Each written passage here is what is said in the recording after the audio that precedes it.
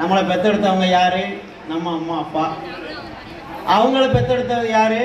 அவங்க அம்மா அப்பா. இப்படியே சொல்லிட்டு போனோம்னா கடைசியில் எங்கே போய் முடியும்னா இறைவன்ட்டு தான் முடியும். அதான் அம்மையும் அப்பனும் ஆனாய் நீயே, தாயாகி தந்தையுமாய் தாங்குகின்ற தெய்வம், தன்னை நிகர் இல்லாத தனித்தலைமை தெய்வம் என்றெல்லாம் வள்ளற் பெருமான் பாடுவார். எல்லாமே இறைவன் தாயாகவும் தந்தையாகவும் இந்த உலகத்தை தாங்கி நிற்கின்றான். அப்படி இந்த உலகம் தோன்றி எவ்வளவு காலம் இருக்கும்னு கொஞ்சம் யோசிச்சு பார்த்தோம்னா நமக்கு கொஞ்சம் தலை சுற்றிடுவாங்க, அப்படியே மயக்கம் போட்டு கீழே விழுந்துருவோம். என்னென்னா, இப்போ நம்ம ராஜபாளையம் பகுதி ஒரு 50 ஆண்டுகளுக்கு முன்பு எப்படி இருந்தது அப்படின்னு கொஞ்சம் நினச்சி பார்ப்போமா? இந்த சத்திரப்பட்டி பகுதி எப்படி இருக்குன்னு. இன்றைக்கு கிட்டத்தட்ட ஒரு 60, 70, 80 வயது கடந்தவர்கள் இருக்கிறாங்க. நினச்சி பார்ப்பாங்க, அன்னைக்கு எப்படி இருந்தது, இன்னைக்கு எப்படி. அதாவது இட அமைப்பும் சரி, மக்களுடைய பழக்க வழக்கங்களும் சரி, கோயில் அமைப்புகளும். இப்போ தான் கேள்விப்பட்டேன், கோயில் அமைப்புகள் முன்னாடி நல்லா அருமையாக காம்பவுண்ட் சோர்லாம் எடுத்திருக்காங்க. என்னால் ஒரு 2 வருஷத்துக்கு முன்னாடி இங்கே எலெக்ஷன் டியூட்டிக்கு நான் வந்திருந்தேன். அப்போ இந்த மாதிரி இல்லை, அந்த அளவுக்கு நல்லா பண்ணியிருக்கிறாங்க. ஒரு ஆர்வம் தான் செய்யணும்னு. இது மாதிரி நிறைய மாற்றங்கள் காலப்போக்கில் வந்துக்கிட்டு இருக்கு. அப்போ இதுக்கு முன்னாடி எப்படி இருந்தது, இதுக்கு முன்னாடி எப்படி இருந்தது அப்படின்னே கொஞ்சம் நம்ம பின்னாடி தள்ளி தள்ளி கொஞ்சம் யோசித்து பார்த்தோம்னா ஓரளவுக்கு தான் நம்ம அனுமானிக்க முடியும். அதுக்கு பிறகு நம்ம என்ன செய்ய முடியாது, அனுமானிக்க முடியாது. எனக்கு தெரிஞ்சு ஒரு 45 ஆண்டுகளுக்கு முன்பு ராஜபாளையம் எப்படி இருந்தது, எங்கெங்கே கிணறு இருந்தது, எங்கே குளம் இருந்தது. இன்றைக்கி இருக்க புதிய பஸ் ஸ்டாண்டு அது என்ன இடம்னு பெரியவங்களுக்கு தெரியும், நரிமேடுன்னு சொல்லுவாங்க. அங்கெல்லாம் பெரிய குளம் மாதிரி இருந்த இடம், கருங்குளம். இப்போ என்ன நிலைமையில் இருக்குன்னு உங்களுக்கு தெரியும். நம்ம கண் பார்வையிலே ஒரு 40, 50 ஆண்டுகளுக்குள்ளே இவ்வளவு மாற்றங்கள். அப்போ இன்னும் இதுக்கு முன்னாடி நினச்சி பார்த்து போனோம்னா நமக்கு ஒன்றும் அடப்படாது.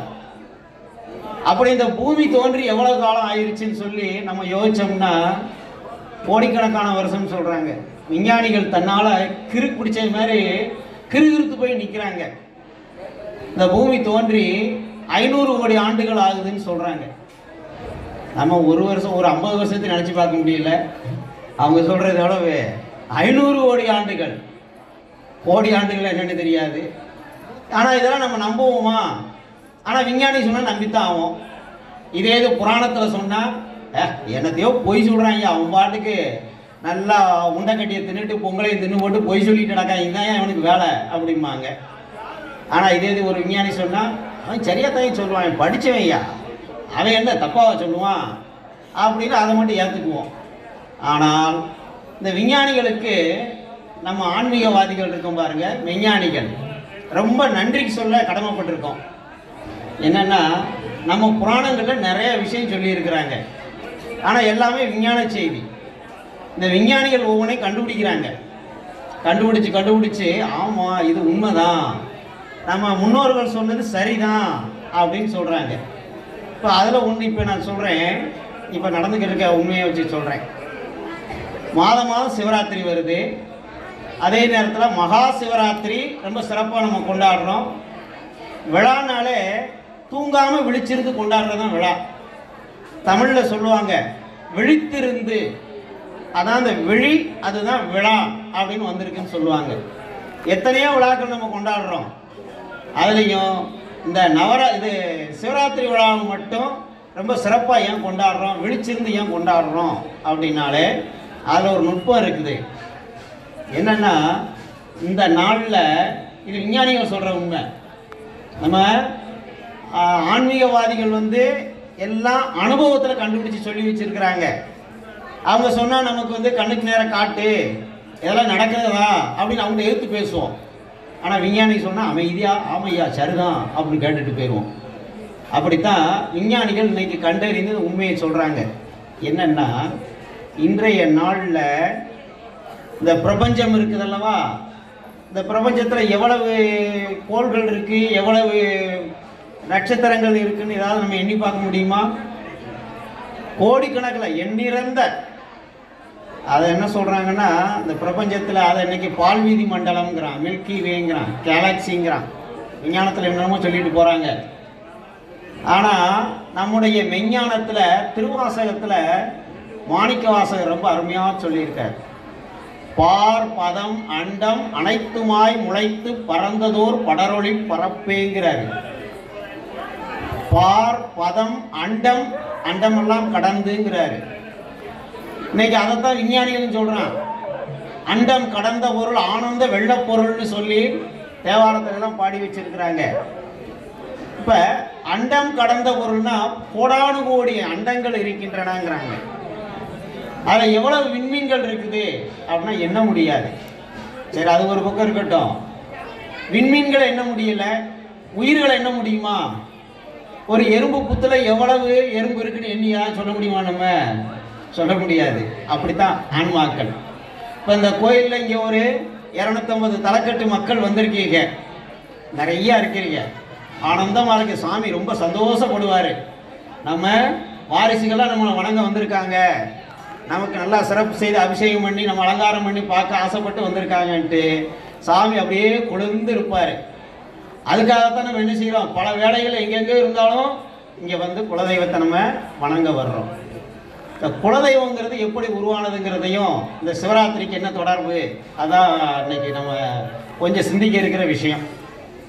இப்போ இந்த நாள் முக்கியமான நாள்னு சொன்னேன் அல்லவா? அது என்னன்னா ஈத்தர் அப்படின்னு ஒரு கெமிக்கல், ஒரு வாயு, அது இன்றைக்கு அதிகமாக பூமியை வந்து அடையுது அப்படின்னு விஞ்ஞானிகள் சொல்கிறாங்க. அது ஒரு உயிர் ஆற்றல் மிக்க ஒரு அந்த ஈத்தருங்கிற ஒரு பொருள். அதில் கார்பன் அதிகமாக இருக்குதுங்கிறாங்க. இல்லை, விஞ்ஞானிகள் சொல்கிறது தான் நான் இப்போ சொல்கிறேன். இந்த நேரத்தில் நம்ம அமைதியாக நேர அமர்ந்து தியானம் பண்ணோம்னா நமக்குள்ள பல அளப்பரிய ஆற்றல் உருவாகும். நல்லா நம்ம என்ன செய்யலாம்? உடம்பு ஆன்ம ஆற்றல் பெருகும்னு சொல்கிறாங்க. ஆனால் நம்ம என்ன செய்கிறோம்? பெரும்பாலும் நல்லா சத்தம் போட்டு அங்கங்கே போயிட்டு வந்துக்கிருக்கோம். சரி, இப்போ இந்த ஒரு கலாச்சாரம் கொஞ்சம் மாறி இருக்குன்னு வச்சுக்கோங்க. இதுலேயும் முதல்ல முடிச்சிருக்கோம்ல, அதே ஒரு பெரிய விஷயம்தான். இல்லாட்ட என்ன செய்வாங்க? படம் தூங்கிடுவோம். இந்த ஆற்றலை ஈர்ப்பதற்கான ஒரு வாய்ப்பு நம்ம வெளியில் இருக்கோம். அது இங்கே இந்த சங்கிலியாண்டி சுவாமியை வந்து அப்படியே வெளியில தான் வச்சிருக்கிறாங்க, ஒரு மண்டபத்துக்குள்ள வைக்கல, வெளியில வச்சிருக்கிறது நல்லது தான். முன்னாலெல்லாம் குலதெய்வங்கள்லாம் எப்படி வெளியில தானே இருந்தது. பிறகுதான் நம்ம வசதி தகுந்தாப்புல என்ன செய்கிறோம்? கட்டடம் கட்டுறோம், அது இருக்கிறதுக்கு இடங்கள்லாம் நல்லா சுத்தமாக இருக்கணும் அப்படின்னு வச்சுக்கிறோம் நம்மளுடைய வசதிக்காக. சாமிகள் எங்கேயும் எனக்கு அதை செய்தின்னு கேட்கறது இல்லை, நம்ம வசதிக்காக நம்ம பண்ணிக்கிறோம். சரி, இப்போ இந்த சூழ்நிலையில் இந்த உலகம் தோன்றி எவ்வளவு காலம் அப்படிங்கும் பொழுது ஒரு 500 கோடி ஆண்டுகள்னு சொல்கிறாங்க. அப்போ அதுக்கு முன்னாடி எப்படி இருந்தது அப்படின்னு கொஞ்சம் யோசிச்சு பார்த்தோம்னா விஞ்ஞானிகள் சொல்கிறத தான் நம்ம பார்க்கணும். ஏன்னா நம்ம புராணங்களில் சொல்கிறதெல்லாம் சொன்னோம்னா அதை எப்படி நம்ப முடியும்னு கேட்பாங்க. ஆனால் விஞ்ஞானிகள் என்ன சொல்லியிருக்காங்கன்னா அந்த உலக தோற்றம் எப்படி அப்படிங்கும்போது ஒரு பெரு வெடிப்பு உருவானதுங்க. அங்கே பெரிய ஒரு வெடிப்பு, நெருப்பு வெடித்து சிதறிச்சு அப்படின்னு சொல்றாங்க. பிக் பேங் தியரிங்கிறான். அப்படி ஒரு பெரிய நெருப்பு மலை வெடித்து சிதறியதுங்கிறது விஞ்ஞானம் சொல்லக்கூடியது. இதை நம்ம புராணத்தில் சொல்றாங்க. இந்த சிவராத்திரி நாள் அன்னைக்கு நம்ம விழிச்சிருக்கிறோம், நமக்கு விழிப்புணர்வு வரணும், அதுதான் முக்கிய நோக்கம். நம்ம வாழ்க்கையில நிறைய நம்ம வந்து என்ன செய்யறோம்னா அறியாமையிலே இருக்கிறோம். அறியாமைனா நல்லது கெட்டது நமக்கு தெரிய மாட்டேங்க. எது நல்லது கெட்டதுன்னு தெரியாம தான் நம்ம நிறைய துன்பங்கள் அனுபவிச்சுக்கிட்டு இருக்கோம், எல்லாரும் தான். அதுல ஒரு விழிப்புணர்வு எப்போ வரும்னா ஒரு அனுபவப்படும் பொழுது விழிப்புணர்வு வரும். ஓஹோ, நம்ம செஞ்சது தப்பா போச்சே, அப்ப இதை இப்படி செஞ்சிருக்கலாமோ. ஒரு சில வேலைகளை நம்ம செயல்படும் பொழுது ஒரு சில நேரம் உணர்ச்சி வசப்பட்டு செயல்படுவோம், இதுதான் நல்லது அப்படிமோ. பிறகு அதுக்கு பிறகு அதில் வந்து தோல்வியோ ஒரு சில துன்பங்கள் வரும் பொழுது சார் நம்ம செஞ்சது தப்பாக போச்சே, இப்படி செஞ்சிருந்தா நல்லா இருந்திருக்கும், சார் இருக்கட்டும் இனிமேல் அந்த மாதிரி பண்ணாமல் இருக்கணும் அப்படின்னு நினைக்கிறோம் பாருங்க. அதுதான் விழிப்புணர்வு. அது வரைக்கும் என்ன செஞ்சுருக்கோம்? நமக்கு விவரம் தெரியாமல் இருந்திருக்கோம். இன்னைக்கு ஒரு விஷயம் நம்ம தெரியுதுன்னா இதுக்கு முன்னாடி வரைக்கும் நம்ம என்ன செய்யறோம்? அந்த விவரம் தெரியாமல் இருந்திருக்கோம். அப்போ கொஞ்சம் கொஞ்சமாக என்ன செய்கிறோம்? நம்ம தெரிஞ்சுக்கிறோம். அதுதான் விழிப்புணர்வுங்கிற சூழ்நிலை. இந்த விழிப்புணர்வு பெறுவதற்கான ஒரு நாள் தான் இந்த சிவராத்திரி நாள். அதான் விழித்திருந்து நம்ம விழிப்பு பெறணும். அதுக்கு எது உதவியாக இருக்குன்னா இறைவனுடைய திருவருள். அதுதான் இன்னைக்கு நம்ம நம்ம சாமியெல்லாம் நல்லா கும்பிடுறோம், பெருமாளை கும்பிடுறோம், பிரம்மா. சிவன் கோயிலுக்கு போயிருந்தீங்கன்னா பார்த்துருப்பீங்க, அண்ணாமலையார்னு ஒரு சாமி இருக்கும். பெத்தனாச்சி கோயிலுக்கு போயிருந்தீங்கன்னா பார்த்துருப்பீங்க. இல்லை எந்த சிவன் கோயிலையும் பார்த்தீங்கன்னா முதல்ல வந்து பலிப்பீடம் இருக்கும். பலிப்பீடம், அதுக்கடுத்து கொடிமரம் இருக்கும், அதுக்கடுத்து நந்தி இருக்கும். இதெல்லாம் நம்ம இந்து கோயில்களில் கொஞ்சம் கூர்ந்து நம்ம கவனிக்கணும். ஏதோ நம்ம போனோம், சாமியை கும்பிட்டோமா அப்படின்ட்டு வேக வேகமாக போயிட்டு வரக்கூடாது. கோயில்களில் போனால் கொஞ்சம் பொறுமையாக அமைதியாக தியானித்து வணங்கிட்டு, அதனால தான் என்ன சொல்லுவாங்கன்னா, எந்த கோயிலுக்கு போனாலும் கொஞ்ச நேரம் உட்காந்துட்டு வரணும்பாங்க. உட்கார்றது எதுக்கு? கொஞ்ச நேரம் தியானம் பண்ணணுங்கிற முறை தான் நம்ம என்ன செஞ்சிட்டோம், அதுக்கு கூட நம்மளுக்கு நேரம் இல்லை. அதனால் என்ன செய்கிறோம், உட்கார்ந்துட்டு வர்றோம். சரி, அதையாவது உருப்படியாக செய்யட்டோம்னு தான் நம்ம முன்னோர்கள் சரின்னு விட்டுட்டாங்க. ஆனால் அங்கே என்ன செய்யணும், கொடிமரத்துக்கு முன்னாடி ஒரு 5 நிமிஷம் அமைதியாக இருந்து தியானித்து நம்ம என்ன செய்யணும், வழிபட்டுட்டு வரணும். அடுத்து இன்னொன்று நீங்கள் கவனிச்சிருந்தீங்கன்னா, கோயில்களுக்கு போகும்போது இந்த ஆகம கோயில்களில் ஒரு ஆமை படம் போட்டிருப்பாங்க. கீழே ஆமை படம் வரைஞ்சிருப்பாங்க, கல்லில் செதுக்கியிருப்பாங்க. மடாரழகன் கோயிலுக்கு, வைத்தியநாத சுவாமி கோயிலுக்கு போனீங்கன்னா ஒரு ஆமை இருக்கும். அதே போல் நம்ம மாயநாத சுவாமி கோயிலையும் ஒரு சின்ன ஆமை ஒன்று இருக்கும் அந்த கொடிமரத்து பக்கத்தில். ஆமையினுடைய அடையாளம் என்ன? ஆமைக்கு ஒரு ஆபத்து வந்துச்சுன்னா என்ன பண்ணும், தன்னுடைய கால்களையும் தலையையும் ஓட்டுக்குள்ளே சுருக்கி வச்சுக்கும். அதுதான் வள்ளுவர் கண்டுபிடிச்சு ஒரு ஓமையில சொல்றாரு, எழுமையுள் ஆமை போல் 5 அடக்கல் ஆற்றின் எழுமையும், ஒருமையுள் ஆமை போல் 5 அடக்கல் ஆற்றின் எழுமையும் ஏமா படைத்தும்பார் வள்ளுவர். அதாவது ஒரு பிறப்பில் நம்ம 5 புலன்களை அடக்கி ஆண்டோம்னா அடுத்தடுத்த பிறப்புகளே நம்ம பாதுகாப்பாக இருக்கும் அப்படின்னு சொல்கிறார். இப்போ இந்த ஆமை உருவம் எதுக்கு கோயில்களில் சிற்பங்கள் வச்சிருக்கதா ஒரு காரணங்கள் இருக்குது. சும்மா ஏதோ அழகுக்காக மட்டும் வைக்கல அப்படிங்கிறது நம்ம இன்னைக்கு கொஞ்சம் தெரிஞ்சுக்கிறோம். ஆமை போல மனசை ஒருநிலைப்படுத்தி நாம் இறைவனை வணங்க வேண்டும். அதுதான் முதல்ல பலிபீடம். ஒவ்வொன்றுக்கு தத்துவங்கள் இருக்குது. என்ன பேசிக்கிட்டே இருக்கிறாங்க, நான் கொஞ்சம் சொல்கிறதுக்கு நல்லா இருக்குன்னு நினைக்கிறேன், அமைதியாக இருந்தாங்கன்னா. பலிபீடங்கும் பொழுது அதை என்ன செய்யறோம்னா, இப்போ பொங்கலை கொண்டு போய் வைக்கிறத பலிபீடம் ஆக்கி வச்சுருக்கோம், பலி கொடுக்கறது மாதிரி வச்சுருக்கோம். ஆனால் அதனுடைய அர்த்தம் என்னென்னா, நம்மளுடைய ஆசைகள், பகை, நட்பு இதுகளெல்லாம் கொண்டு வந்து இங்கே விட்டுறணும். கோயிலுக்குள்ளே போகும் பொழுதே பலிபீடத்தில் நம்மளுடைய விருப்பு வெறுப்புகளை அங்கேயே விட்டுட்டு அதுக்கு பிறகு என்ன செய்யணும், கொடிமரம் உயர்ந்து இருக்குது. அந்த கொடிமரம் பார்த்தீங்கன்னா மேலே சிவன் கோயிலில் ரிஷப வாகனம் இருக்கும். ரிஷபம் காளை வாகனம் அந்த மேலே இருக்கும், ஒரு சின்ன தகடு மாதிரி வச்சுருப்பாங்க. அதே போல் பெருமாள் கோயிலாக இருந்தால் கருடம் போட்டிருப்பாங்க, கருட வாகனம் வச்சுருப்பாங்க. அதுக்கடுத்து நந்தி இருப்பார். அப்போ நம்ம மனசை உயர்ந்த நிலைக்கு கொண்டு போகணும், அதான் கொடிமரம். அங்கே நந்தி இருப்பது, நந்தியினுடைய வடிவம் வந்து வெள்ளை நிறம். காளை வாகனம் பார்த்தீங்கன்னா வெள்ளையாக இருக்கும். நம்ம மனசு சுத்தமாக வெள்ளையாக இருக்கணுங்கிறது தான் குறியீடு. அதுக்கடுத்து பார்த்தா நந்தி இருப்பார். அந்த நந்தி இறைவனுக்கும் அந்த நந்திக்கும் இடையில எந்த ஒரு தடையும் இருக்கக்கூடாது.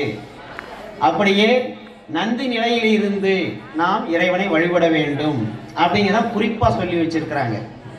இந்த நேரம் ஏன்னா நம்ம கொஞ்சம் விழிப்புணர்வு தெரிந்து கொள்ள வேண்டும். கோயிலுக்கு இதுக்கு முன்னாடி போயிருப்போம், பார்த்துருப்போம், சாமியெல்லாம் கும்பிட்டுருப்போம், அபிஷேகம் பண்ணுவோம், ஆராதனை பண்ணுவோம், எல்லாம் பண்ணுவோம், பொங்கல் வாங்கி சாப்பிட்டு வந்துடுவோம். எதுக்காக நம்ம கோயில் இப்படி வச்சுருக்காங்கிறத கொஞ்சம் தெரிஞ்சுக்கணுங்கிறதுக்காக இந்த நேரத்தில் உங்களுக்கு இந்த தகவலை சொல்கிறேன். ஒரு சில சான்றோர்கள் தெரிஞ்சுருப்பீங்க, அதுவும் இந்த சத்திரப்பட்டி வாழ் மக்கள் வந்து நிறைய ஆன்மீகத்தில் ரொம்ப ஈடுபாடு உள்ளவங்க.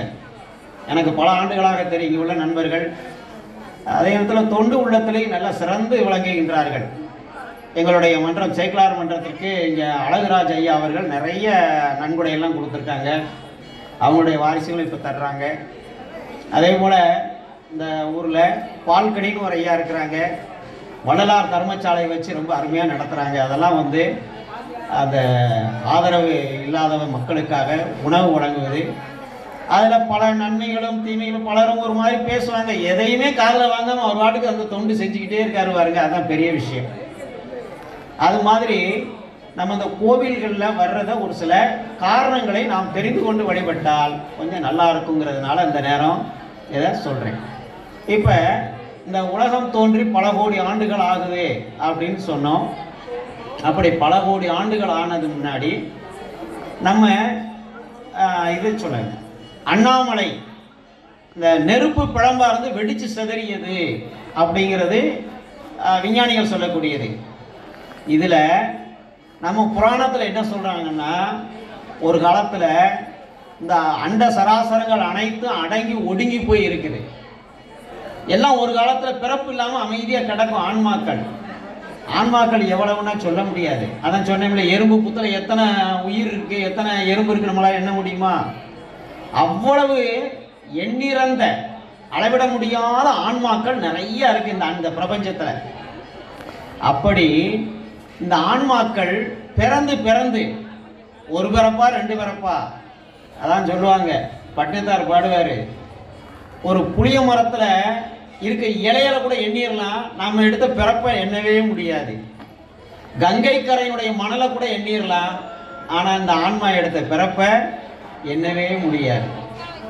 அப்படி பல பிறப்பு எடுத்து எடுத்து இந்த ஆன்மாக்கள் இழைச்சி போயிருக்கு. இப்போ ரொம்ப தூரம் நம்ம உழைச்சோம்னா கொஞ்ச நேரம் களைப்பு வரும் பாருங்க, கொஞ்ச நேரம் படுத்து இருந்துச்சா நல்லா இருக்குமேன்னு நினைப்போம். அது மாதிரி தான் இந்த ஆன்மா பல்வேறு விதமான பிறப்புகள் பிறக்குது. அதை மாணிக்கவாசகர் சொல்வார், எல்லாம் இங்கே சிவபுராணம் படிக்கிறவங்களுக்கு தெரிஞ்சிருக்கும். புல்லாகி பூடாய் புழுவாய் மரமாகி பல்விருகமாகி பறவையாய் பாம்பாகி கல்லாய் மனிதராய் பேயாய் கணங்களாய் வல்ல அசுரராகி தேவராய் முனிவராய் செல்லான் என்ற இத்தாவர சங்கமத்துள் எல்லா பிறப்பும் பிறந்திழைத்தேன் எம்பெருமான். ஒரு பிறப்பா ரெண்டு பிறப்பா, எப்பப்பா நினச்சி பார்க்க முடியாதுப்பா. பட்டினத்தார தான் சொல்லுவார், அப்பன் அப்பன் எத்தனை அப்பனோ, அம்மை அம்மை எத்தனை அம்மையோ. ஒரு பிறப்புல அந்த ஆன்மா நமக்கு அம்மாவாக இருந்திருக்கும். அதனால தான் இதெல்லாம் நம்ம சங்க இலக்கியத்தில் ரொம்ப அருமையாக சொல்லியிருக்காரு.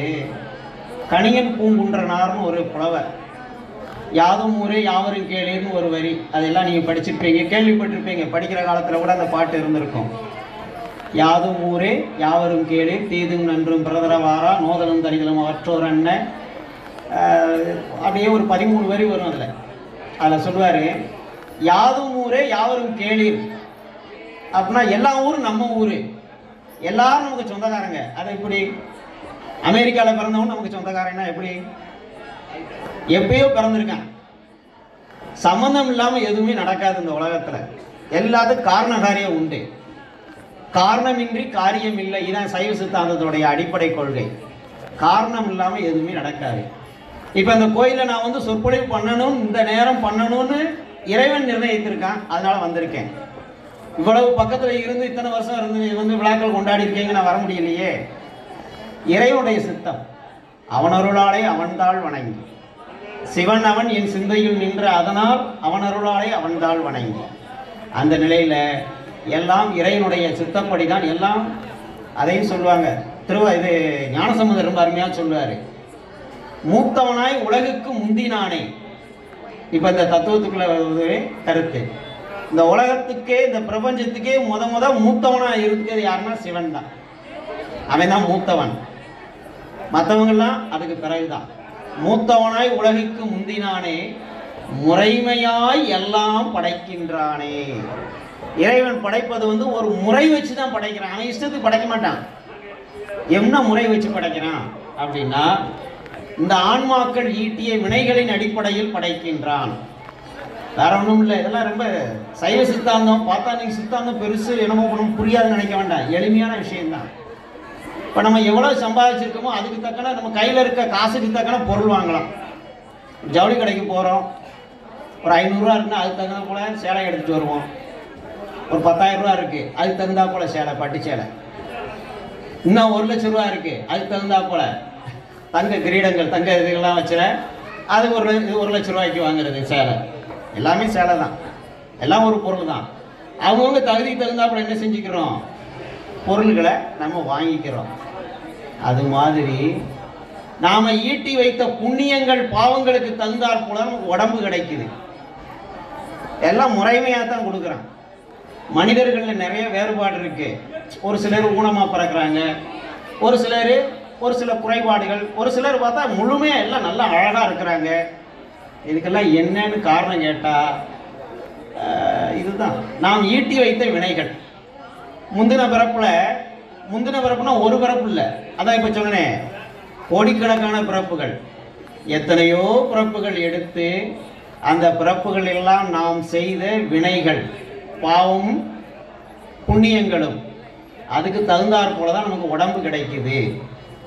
இதை நம்ம என்ன செய்யணும்னா, இப்போ பேசுகிறோம், நம்ம இயல்பாக வேற ஒன்றும் இல்லை, ஒரு 2 பேர் சந்திச்சுக்கிட்டாங்கன்னா, அதுவும் ஆண்களோட பெண்கள் தப்பாக நினைக்காதீங்க, ரொம்ப நேரம் பேசுவாங்க, என்ன பேசுகிறாங்கன்னு அவங்களுக்கே தெரியாது, விடாமல் பேசுவாங்க.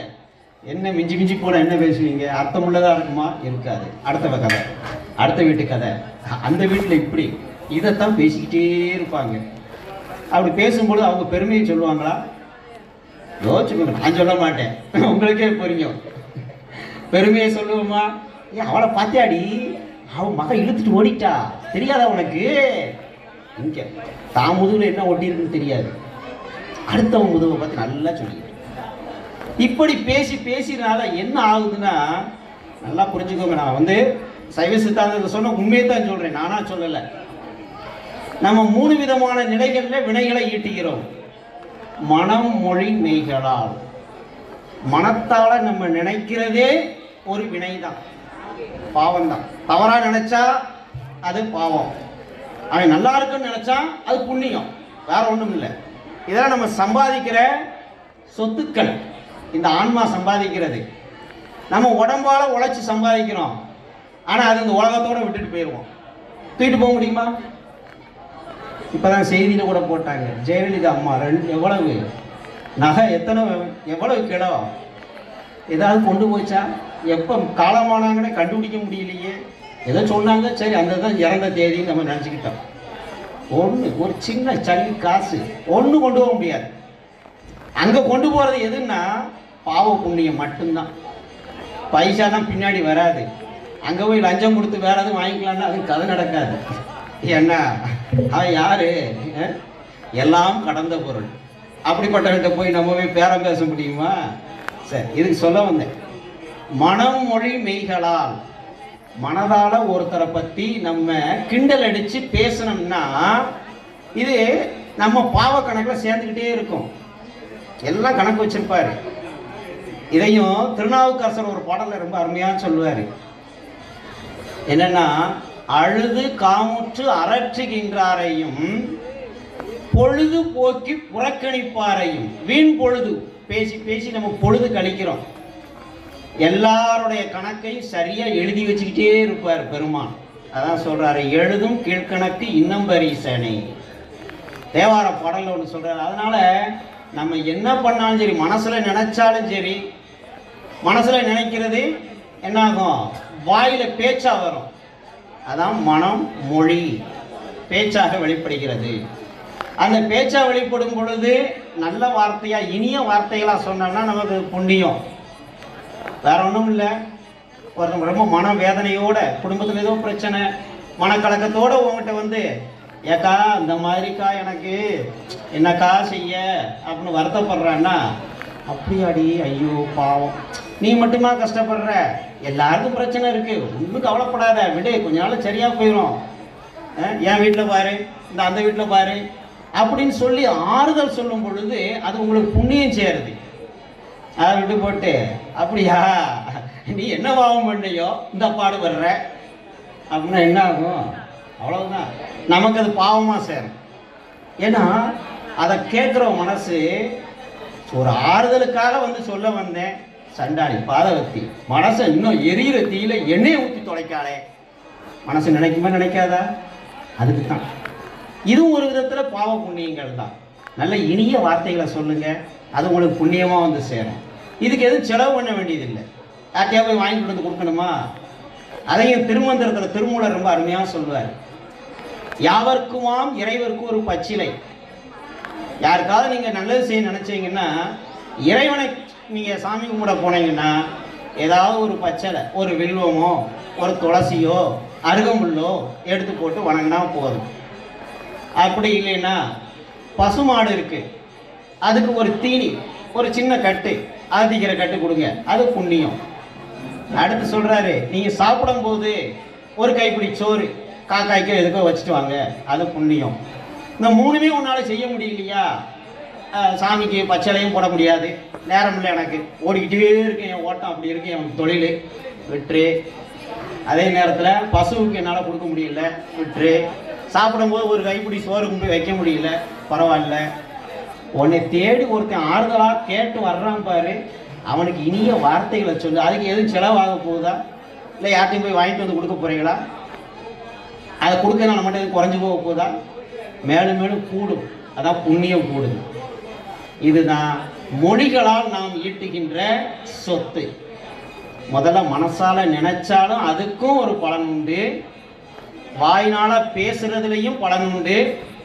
அடுத்து என்ன செய்கிறோம்னா செயல்களால் செஞ்சிடறோம். இந்த உடம்புனால செயல் செய்கிறோம், அதனாலே நமக்கு பாவ புண்ணியங்கள். செயல் என்ன செய்கிறோங்கிறத நான் வெளிப்படையாக சொல்ல வேண்டியதில்லை. எத்தனையோ தொலைக்காட்சியில் பார்க்குறோம், அங்கங்கே செய்தி கேட்குறோம், ரொம்ப கஷ்டமாக இருக்குது. நாளையும் நடந்திருக்கு, ஆனால் இப்படி கொடூரங்கள் நடந்ததில்லை. காதாலே கேட்க முடியாத தகவல்கள்லாம் இன்னைக்கு கேட்டுக்கிட்டு இருக்கோம் ஊடகங்களில். அன்னைக்கு இருந்த பிள்ளைகள் இன்னைக்கு இல்லை. அதுக்கு பெற்றவங்களை குறை சொல்ல முடியாது, எல்லாம் மீடியாக்கள் தான் இன்னைக்கு கெடுத்து குட்டிச்சோராகிக்கிட்டு இருக்கு. கையளவு கிடைக்கிற ஒரு பெட்டி மாதிரி இருக்கு, தீப்பெட்டி பெட்டி மாதிரி, அது படுத்துகிற பாடு தாங்க முடியலை. பேய் பிடிச்சி அலைகிறான், அவவே செல்லு பேய் பிடிச்சி அலைகிறான். இந்த வகையில் இல்லை. சாப்பாடு இலையை வந்து சாப்பிட்டு போயாவது செல்ல பாடுறான்னா பார்த்தா உனக்கு தான் தெரியும். இங்கே இதுதான் முக்கியம். நாள் தீப்பெட்டி ஒட்டுவோம் இல்லை, பசையை வச்சு தடவி அது மாதிரி தடவிக்கிட்டே அடக்கா என்னதான் அதில் இருக்குதோ. ஆனால் அவனுக்கு எல்லாம் இருக்குது அதுக்குள்ள, நமக்கு தான் ஒன்றும் தெரிய மாட்டேங்குது. இப்படி போய்கிட்டு இருக்கு உள்ளுக்குள்ள. பாவம் புதகுடிக்குள்ள புதஞ்சு போய்கிட்டே இருக்கான். அவனுக்கு சிந்திக்கிற நேரமே கிடைக்க மாட்டேங்குது, அப்படி போய்கிட்டு இருக்கு. காலங்கள் இன்னைக்கு உள்ள சமுதாயத்தை எவ்வளவோ வீணடிச்சுக்கிட்டு இருக்கு. அதிலிருந்து நம்ம என்ன செய்யணும்? மீண்டு வரணும். அதுக்கு தான் இது போன்ற ஒரு விழிப்புணர்வு மிக்க ஒரு சில செய்திகளை சொல்லலான்னு இங்கே உள்ள பெரியவர்கள் சான்றோர்கள் ஏற்பாடு செஞ்சதுனால கொஞ்சம் விழிப்புணர்வு நினச்சி பார்க்குறோம். இதெல்லாம் இப்படி நாம் செய்கின்ற அந்த வினைகள், நாம் செய்கின்ற பாவ புண்ணியங்கள் தான் அடுத்தடுத்த பிறப்புகளில் நமக்கு தொடர்ந்து வருகிறது. இறைவன் உலகத்தில் இந்த நெருப்பு மலை வெடிச்சு சிதறணுன்னு சொன்னேன் பாருங்க, அதுக்கு என்ன காரணம்னா இந்த பிரம்மாவுக்கும் விஷ்ணுவுக்கும் கொஞ்சம் தலக்கணம் கூடி போச்சு இந்த நாள். அதுதான் அந்த புராணத்தினுடைய அம்சமே, கருத்தை இதுதான். இன்றைய நாளுக்கு அதுதான் பொருத்தமானது. இந்த அண்ட சராசரங்கள் அனைத்தும் எல்லாம் ஒடுங்கிருச்சு. எந்த ஒரு ஆன்மாவும் பிறப்பெடுக்கல, உடம்பு இல்லை. இந்த உடம்பு இருந்தால் தான் எந்த ஒரு அனுபவம் கிடைக்கும். அனுபவம்னா நன்மையோ தீமையோ ஏதோ ஒன்று. இந்த உடம்பு தான் ஒரு பெரிய ஊடகம், மீடியா. இந்த உடம்புல உயிர் இருக்கிற வரைக்கும் எல்லாம் தெரிஞ்சுக்கிடுவோம், கேட்போம், ரசிப்போம், திம்போம், எல்லாம் ருசிப்போம், எல்லாம் செய்வோம். உடம்பு விட்டு உயிர் போயிடுச்சுன்னா ஒன்றும் இல்லை, எந்த விதமான கான்டாக்டும் கிடையாது, பிரபஞ்சத்திலேருந்து எந்த தொடர்பும் கிடையாது. அதாவது லைன் கிடைக்கல, டவர் கிடைக்கல ஓடுறோம் பாருங்க, அது மாதிரி தான் டவர் இல்லாமலே போயிடும். அந்த டவர் தான் என்னது? ஆன்மா. அப்படி இந்த உலகத்தினோட தொடர்பு கிடைப்பது தான் உடம்பு. இந்த உடம்பு தான் இறைவன் முதல்ல நமக்கு கொடுக்குறாரு. அப்படி இறைவன் கொடுத்த அந்த உடம்பு இந்த பஞ்சபூதங்களால் ஆனது. பஞ்சபூதங்கள் நிலம், நீர், தீ, காற்று, ஆகாயம், இந்த ஐம்பூதங்களுமே நம்ம உடம்புக்குள்ள இருக்குது. ஐம்பூதங்களுடைய சேர்க்கை தான் இந்த உடம்பு. இந்த உடம்பு கிடைச்சி இந்த ஆன்மா என்ன செய்யுது? பிறப்பெடுக்குது. அப்படி பிறப்பெடுக்கும் பொழுது அதுக்குன்னு அறிவு கொஞ்சம் குறைபாடுகள் உண்டு. இப்போ பள்ளிக்கூடத்தில் வகுப்பறையில் எல்லா பேரும் ஒன்று கூட படிக்கானுங்களா? எல்லாரும் ஃபஸ்ட் ரேங்க் எடுத்துறாங்களா? அப்போ ஒரு சிலர் எடுப்பான், ஒரு சிலர் நல்லா படிப்பான், ஒரு சிலருக்கு ஒரு தடவை சொன்னோடனே புரிஞ்சுக்குவான், ஒரு சிலர் 10 தடவை சொன்னாலும் ஒன்றும் புரியாது. சார் திரும்ப சொல்லுங்க சார் அப்படிமா. ஆனால் நிலைமை அப்படி. அது என்ன காரணம் அப்படின்னா, அது ஈட்டிய வினைகளின் அடிப்படையில் கிடைத்த உடம்பு, அறிவு. அதனால தான் அறிவையும் இந்த ஆன்மாக்கள் பெறுகின்றதை. எதன் மூலமாக பெறுதுன்னா அந்த உடம்பு மூலமாக தான். பாம்பு கொத்துனா விஷங்கிறது எப்போ தெரியுது? ஒரு 2 பேர் செத்த பிறகு தெரியுது. ஓஹோ, பாம்பு கொத்துனா செத்து போயிடுவான் போல, விஷம் இருக்குது அப்படின்னு. அப்போ பட்டு தெரியுது, அதான் பட்டறிவு. பட்டு தெரிகிற அறிவு பட்டறிவு. இது மாதிரி வாழ்க்கையில் நிறைய பட்டறிவு பெற்ற பிறகு தான் இந்த ஆன்மா ஓஹோ இப்படி இருக்கோ அப்படின்னு தெரிஞ்சுக்குது. ஆனால் ஒரு சில ஆன்மாக்களுக்கு எத்தனை பட்டாலும் சரி திருந்தவே மாட்டாங்க, என்னன்னே தெரியாது.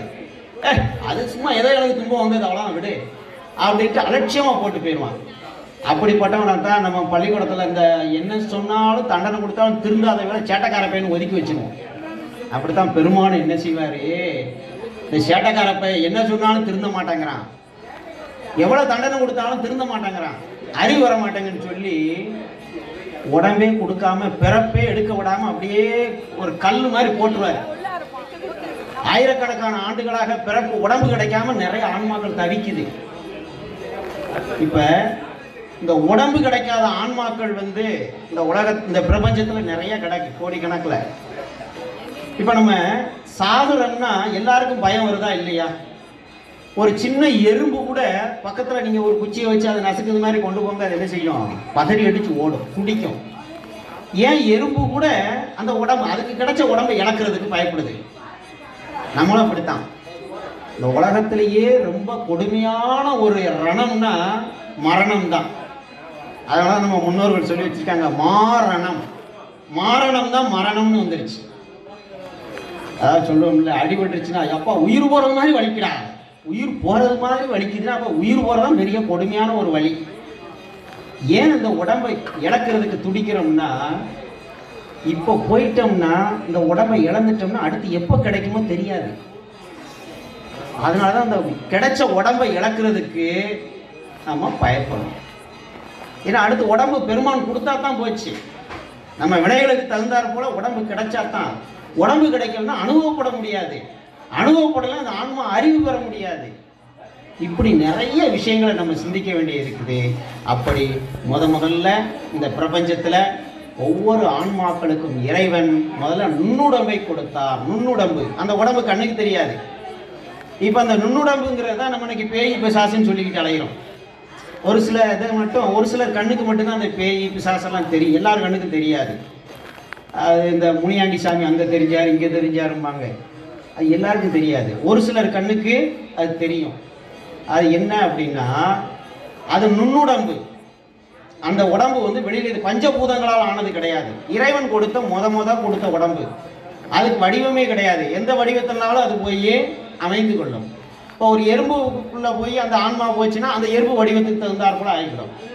எப்படி தண்ணி பாருங்க, ஒரு நல்ல உருண்டை பாத்திரத்தில் வச்சா உருண்டையாக இருக்கும், சதுரமான பாத்திரத்தில் வச்சா தண்ணி சதுரமாக தெரியும். அது மாதிரி இந்த ஆன்மா எந்த உடம்புக்குள்ளே போகுதோ அதுக்கு தகுந்தாற் போல வடிவத்தை மாற்றிக்கணும். அந்த நுண்ணுடம்பு தான். அதனால தான் கால் தெரியாமல் இந்த பேயெல்லாம் படம் போட்டு காட்டினாங்கன்னு என்ன செய்வாங்க, கால் தெரியாமல் அப்படியே பறக்கிறது மாதிரி காட்டியிருப்பாங்க படங்களில். ஏன்னா அதுக்கு என்னது, உடம்பு கிடையாது, நுண்ணுடம்பு அது. இப்படி அந்த உடம்புக்கு நம்ம இழந்துருவோமேங்கிற பயத்தில் தான் இந்த மரணத்தை கண்டு எல்லா உயிர்களும் பயப்படுது.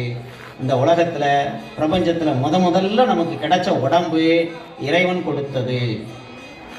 அந்த இறைவன் கொடுத்ததுங்கிறத நம்ம உணர்றதுக்கு தான் ஒரு போட்டி. என்னென்னா பிரம்மாவுக்கும் திருமாலுக்கும் ஒரு போட்டி. உலகமெல்லாம் ஒடுங்கி போய் கிடக்குது, இவங்க 2 பேர் மட்டும் ஒடுங்கல. ஏன்னா ஆணவம் தலைக்கேறி போய் கிடக்கிறானுங்க.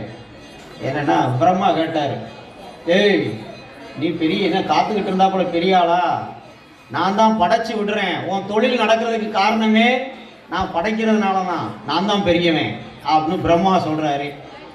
விஷ்ணு சொன்னார், நீ படைச்சி விட்டுட்டா போதுமா, மரம் வச்சா போதுமா, தண்ணி ஊற்றணும்ல, பாதுகாக்கணும்ல, அதை நான் தாண்டா செய்கிறேன், நான் தாண்டா பெரிய ஆள்.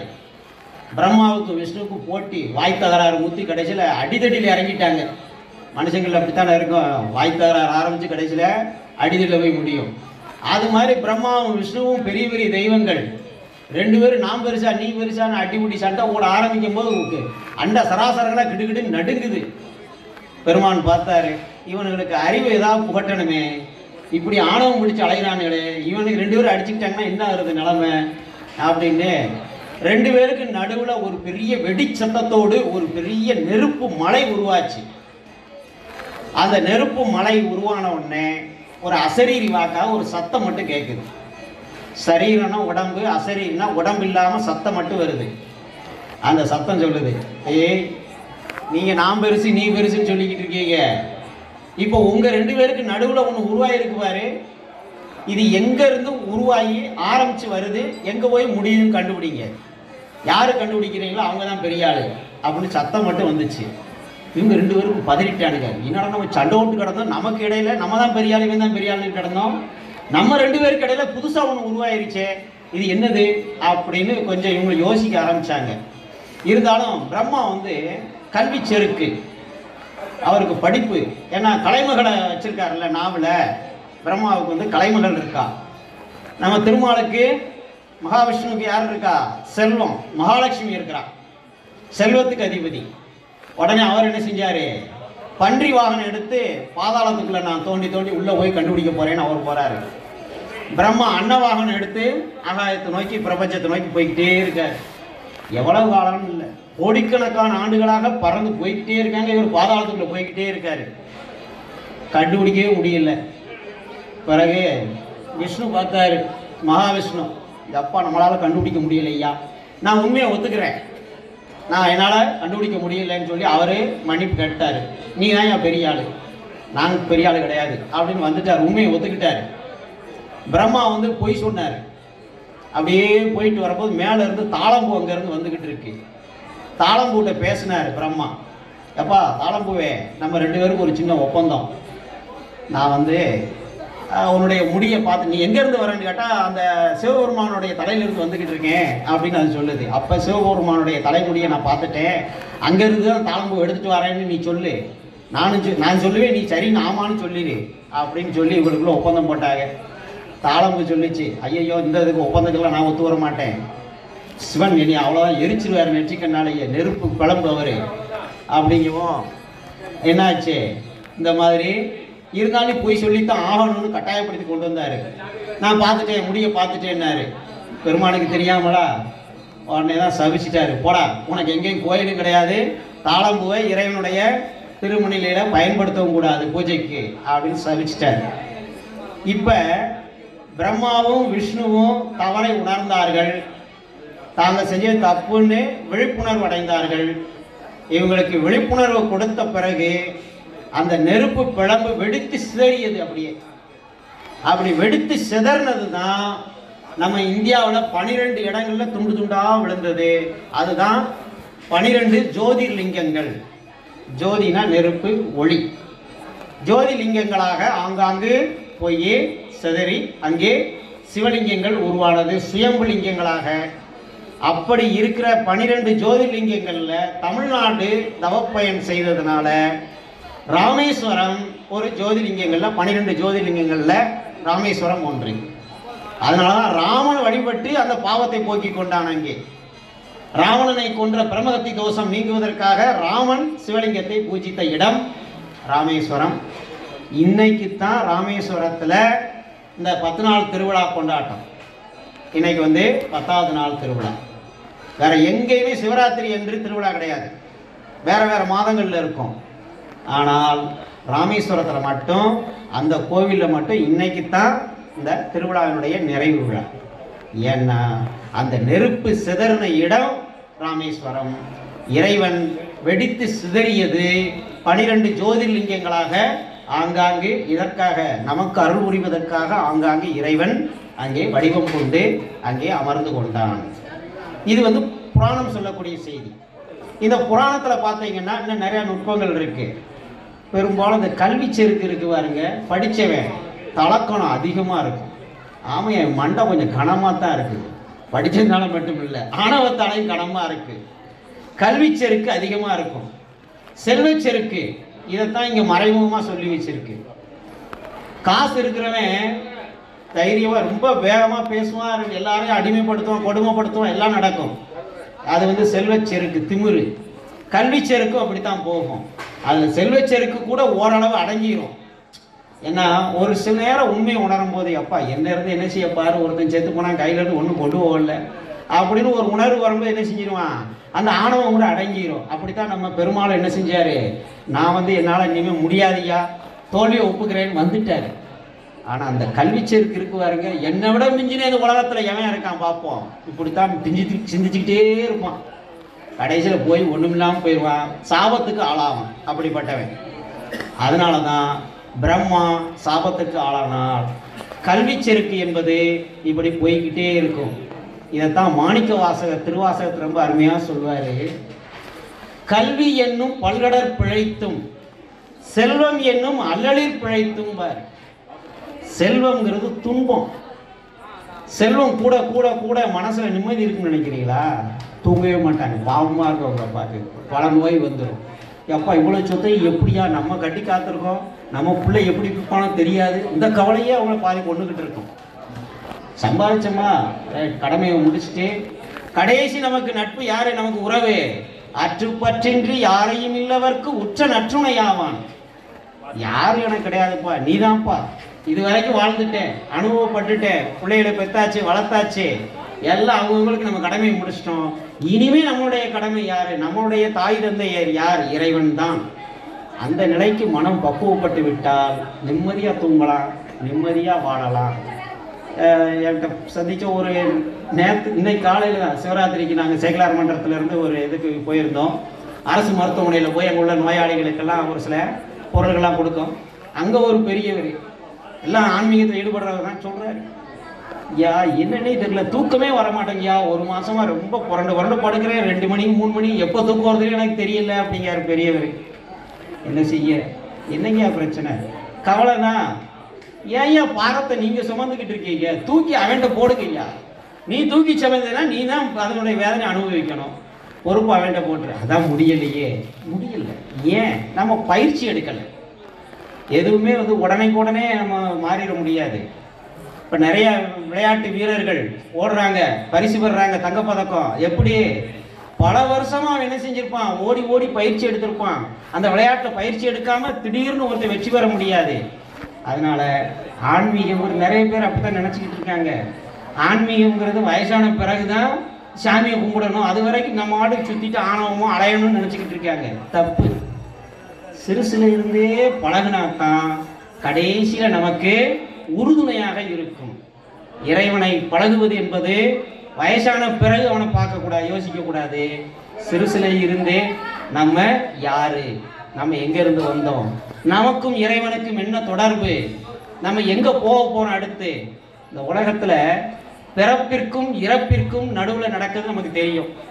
பிறந்துட்டோம், சாகுறதுக்குள்ள என்ன நடக்கும்னு ஓரளவு யோசிப்போம். யோசிச்சுதான் வீட்டில் சம்பாதிக்கவும் செய்யறோம், வீடு மாடி வீடு அது இது எல்லாம் கட்டுறோம் செய்யறோம், சொத்து சேர்க்கிறோம்.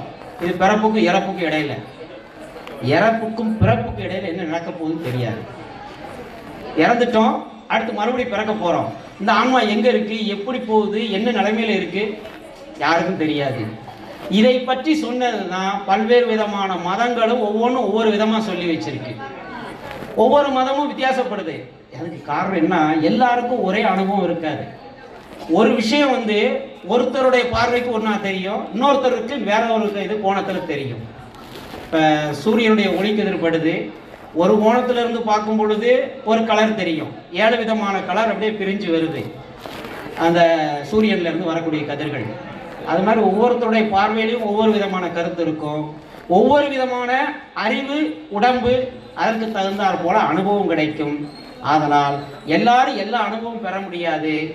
எல்லா அனுபவம் எல்லாம் பெறணும்னா நாம் இறைவனை, நாம் அவர்களுக்கு இறைவனுக்கு அடிமை என்ற நிலையில வந்தோம்னா, சரணாகதி நிலை அடைந்தால், அதையும் எல்லாம் கடைசியில் சொல்றாரு, அப்பன் நீ, அம்மை நீ, ஐயனும் நீ, எல்லாமே நீ தான்ப்பா.